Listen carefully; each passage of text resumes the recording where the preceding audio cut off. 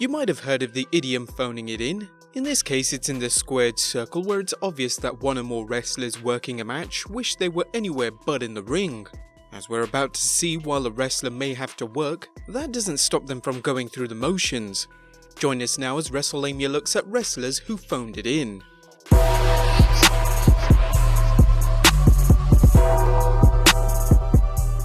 Number 1. Gail Kim eliminates herself from a battle royal.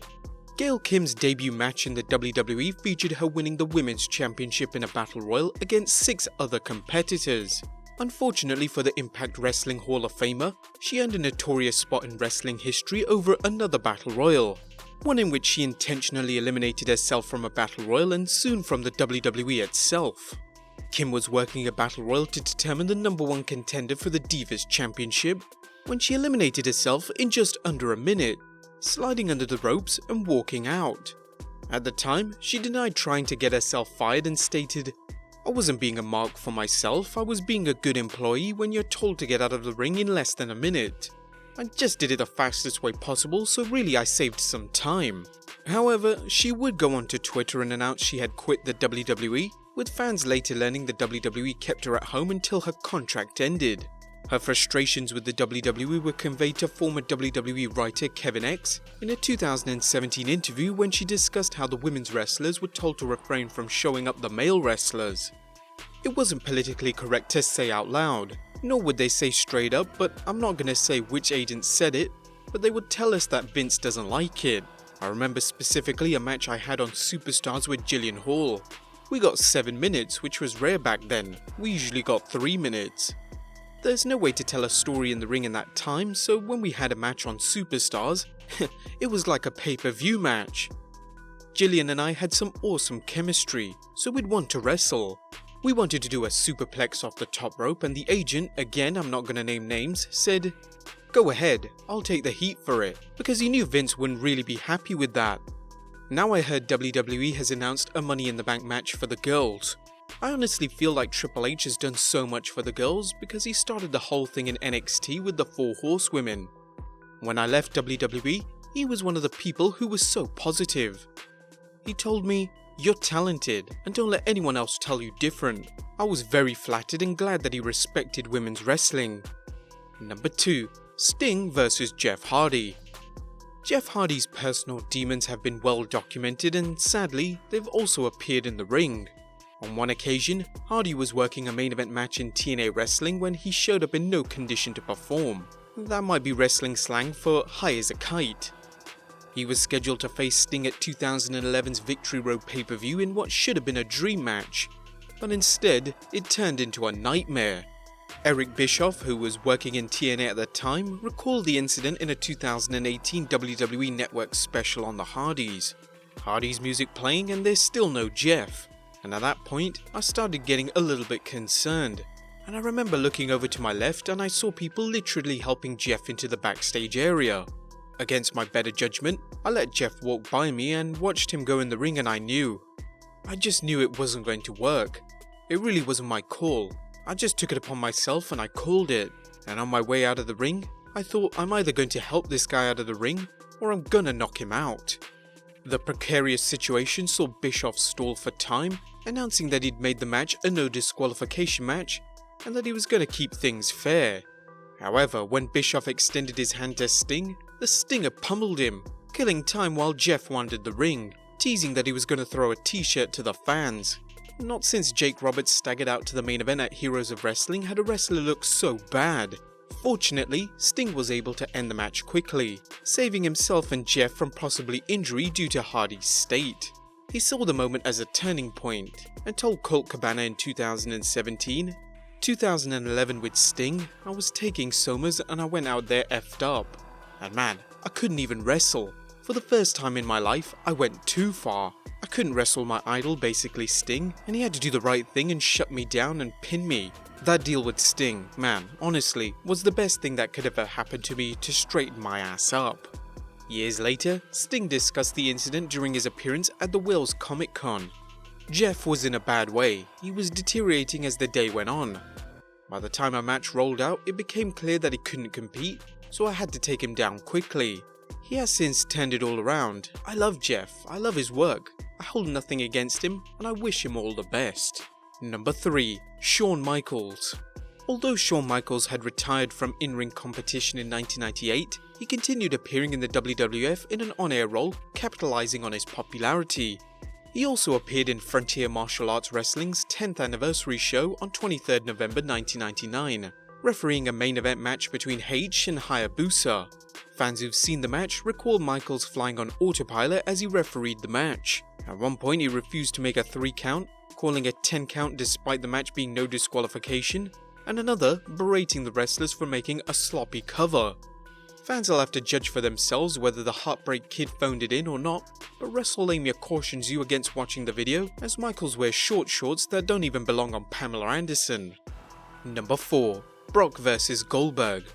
Two of wrestling's biggest stars met in what could have been another dream match and instead turned into a sleepwalking demonstration. In 2004, both Lesnar and Goldberg worked what fans knew was going to be their last match before leaving the WWE. No one was happy that day in Madison Square Garden for the match, with the fans booing both men mercilessly and both men wrestling with all the enthusiasm as a fan going into a Velocity show. With Goldberg's contract about to expire and the Beast exiting the WWE to try his hand at professional football, the fans shouted "You sold out" in between boos, making the 13-minute match seem even longer. The match's only saving grace was watching special referee Stone Cold Steve Austin deliver stunners to both wrestlers after Goldberg pinned Lesnar.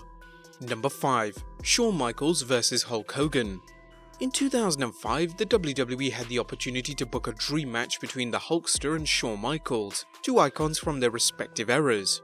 While Hogan may have lost a step in the ring, he was still a huge star and fans knew Shawn Michaels could help make up for any shortcomings on Hogan's part in the ring. Sadly, what we got instead was a complete shambles, and an insult to the fans as Shawn Michaels went out of his way to oversell for Hogan, making a mockery of the match and the sport. Wrestling legend has it that Michaels was irked because the Hulkster asked him to work heel, and because he learned that a 2 out of 3 series was just going to have Hogan winning it. What exactly happened is still subject to debate, but here's what both men had to say. In 2014, Michaels told a Manchester audience, "We were going to do a best out of 3 and in the last minute, Hogan backed out.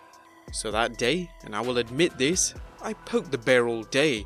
I already knew what I was going to do. I was going to go out there and do business, but I was going to make him earn it, just to be a pain in the butt all day. And that was something I just did for my own enjoyment. It wasn't right, it wasn't professional."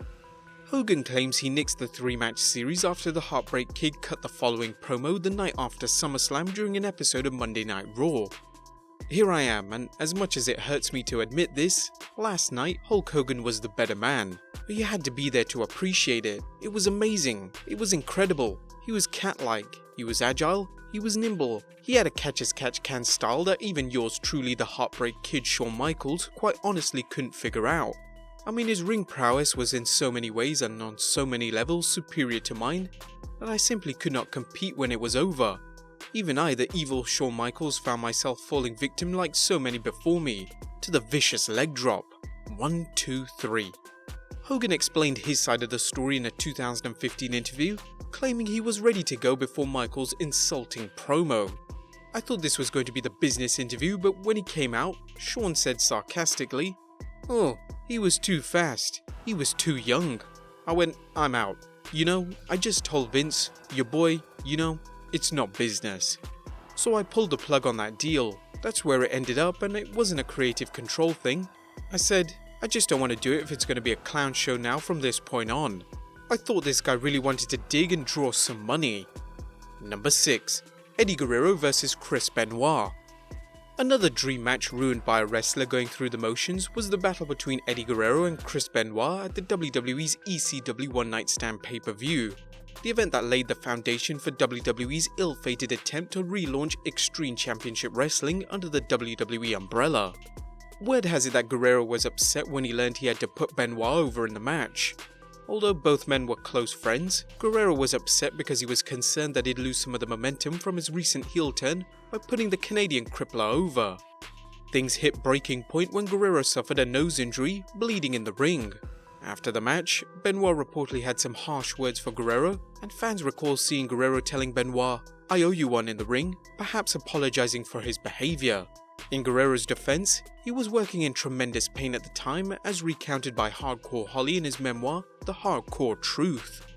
One of the saddest things I've ever seen is Eddie backstage, lying down in the trainer's room on one of the tables, hurting so much that he couldn't even tell if he had to go to the bathroom or not. He would just lay there backstage on the table at the house shows until 10 minutes before his match, when he'd take some energy drink or something with honey, then drag himself all the way to Gorilla. Sadly, Eddie would pass away 5 months following the pay-per-view. Number 7. Tajiri vs Rhino. Although many of the events on our list are pay-per-views, this case of a wrestler flying on autopilot occurred at a mere house show. The Beast Rhino was working in Long Island against Tajiri when the fans began a boring chant. Rhino recalled a notorious night and his response to the fans. So they were chanting boring, so obviously they were watching the match, right? So I go, "You wanna see boring?" I locked that reverse chin lock in and did it 3 times. An angry Vince McMahon came out, microphone in hand, and stopped the match midway through, according to Rhino. Anyway, I thought Vince was working because I couldn't really hear him, and when he was talking, I couldn't really hear because of the way that the speakers are set up. Vince and Tajiri return to the locker room and recalls the following exchange with the WWE chairman.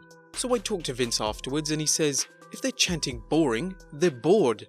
You can't argue with the guy when he comes back with an answer like that. I understand what the agents told me, so I said, well, one of your agents told me that if they're chanting boring, just sit on the hold. At least I had Tajiri stand up and kicked him. He's like, well, obviously that agent wasn't a top guy. Top guys save their money, they don't need to work and they don't need to become agents. Nowadays you've got some guys that really have done some serious money and are agents and stuff. But there was no arguing.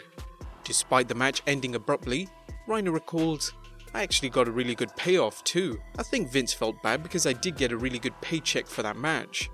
I was like, shit, I wish he would have come out of that first reverse chin lock. In this rare case, phoning it in paid off. And number 8. Brock Lesnar vs Dean Ambrose. A no-holds-barred street fight between the Lunatic Fringe and Brock Lesnar at 2016's Showcase of the Immortals teased a brutal matchup. But instead, the WWE Universe saw 13 mundane minutes as Brock dominated most of the match, providing little of the innovative brawling action fans had come to expect from Ambrose. Artistically, Brock didn't want to do anything. If we're going to be perfectly honest, Brock's going to be Brock. He's all about Brock. I had a vision for that match to be the craziest thing imaginable. You know what I mean? And I was trying to pitch everything to everybody and had every idea. I put so much effort in and so much work in, and other people did too, and I was met with laziness. I kept thinking at the end of the day, once we get in the ring, it's all going to be okay. We'll figure it out once we get in the ring. We went out there, whacked each other with weapons. I got suplexed a bunch of times. But there you have it, guys. 8 times wrestlers phoned it in. Did you know about these moments? Be sure to leave your comments down below, subscribe if you haven't already, and I'll see you next time with some more wrestling content.